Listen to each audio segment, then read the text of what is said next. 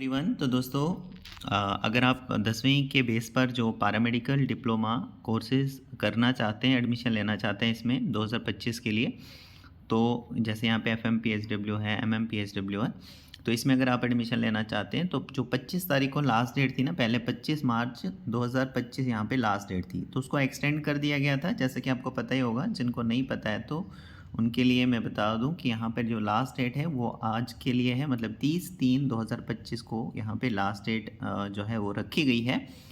तो अगर अभी तक आपने अप्लाई नहीं किया है, ऑनलाइन फॉर्म फिल नहीं किया है किसी भी कारण से, तो आप फॉर्म को फिल कर सकते हैं।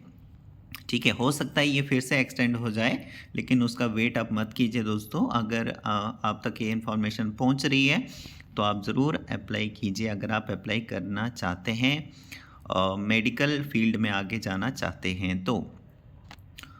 ओके, 11 मार्च से फॉर्म लगना स्टार्ट हुए थे और 25 को लास्ट डेट थी पहले, फिर उसको एक्सटेंड करके 30 कर दिया, 30/3/2025, यानी कि आज के डेट, आज की जो डेट है वो लास्ट डेट है। तो अगर आप अप्लाई करना चाहते हैं कर सकते हैं। 500 रुपये की फ़ीस लगेगी आपको। ये आपका क्रेडिट कार्ड, डेबिट कार्ड या फिर नेट बैंकिंग के थ्रू ये पैसे जो हैं पे कर सकते हैं।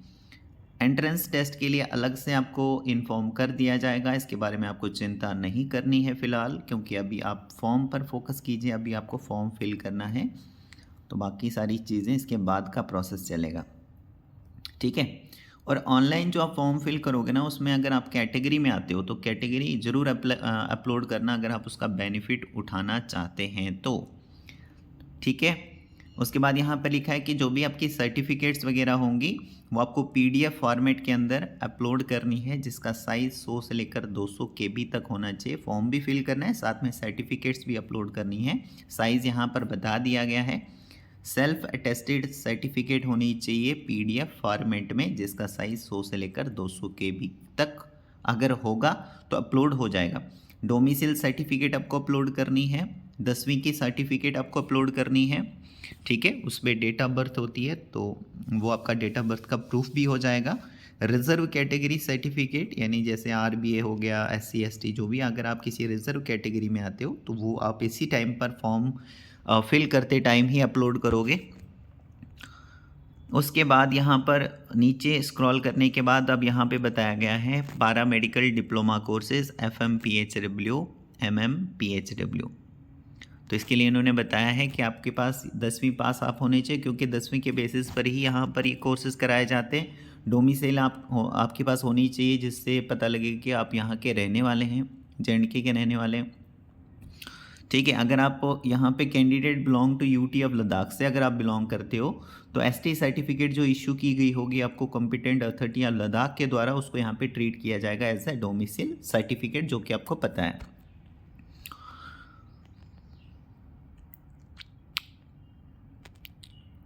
ठीक है, और यहाँ पे देखिए, जैसे 10वीं पास आपने किया है या फिर इसके इक्विवेलेंट में अगर आपने कोई कोर्स करके रखा है जो गवर्नमेंट की ओर से रिकॉग्नाइज्ड है कि ये 10th के इक्वल आता है, तो वो आपने किया होगा तो भी अप्लाई कर सकते हैं। विद साइंस होना चाहिए, from recognise board with science आपने किया होना चाहिए।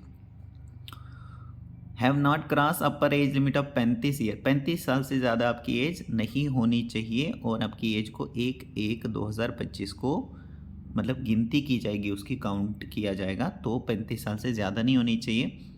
उसके बाद मेडिकली आप फिट होने चाहिए, क्योंकि मेडिकल लाइन में आप जा रहे हो तो मेडिकली आप फिट होने चाहिए। और नीचे यहाँ पे लिखा है, ये एक प्लस पॉइंट है दोस्तों, कि जो फॉर्म फिल करते टाइम अगर आपका 10वीं क्लियर नहीं है, मान लीजिए कि रिजल्ट अभी तक पेंडिंग है, तो भी कोई प्रॉब्लम नहीं है, फॉर्म को आप फिल कर लीजिए।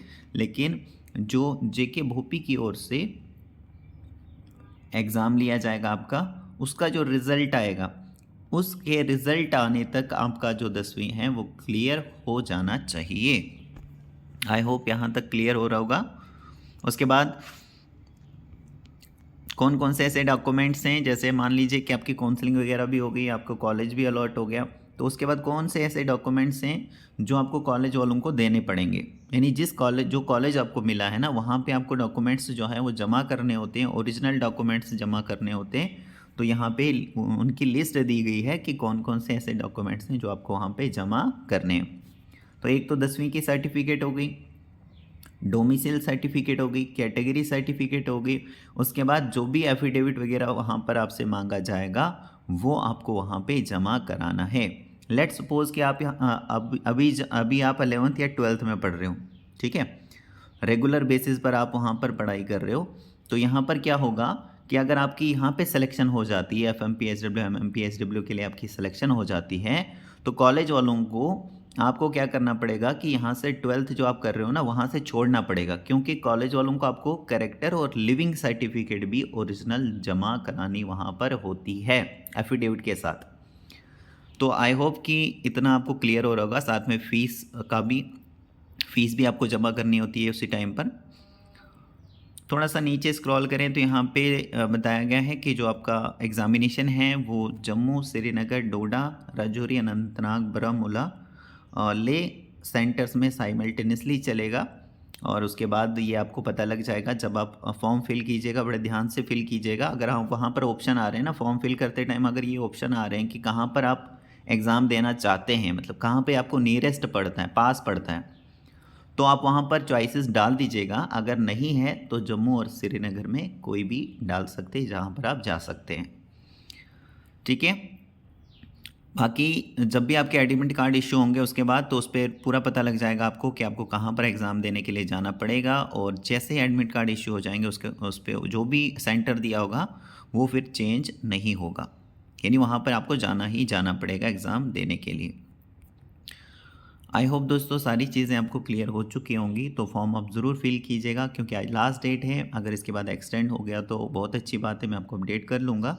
अदरवाइज़ आप ये जो वीडियो है इसको आप शेयर कीजिए ताकि सभी लोगों तक ये पहुँचे और सब जो है जिन्होंने फॉर्म फिल नहीं भी किया है, किसी कारण से नहीं पता लगा है, तो वो भी फॉर्म को फिल कर पाएँ। So thank you very much.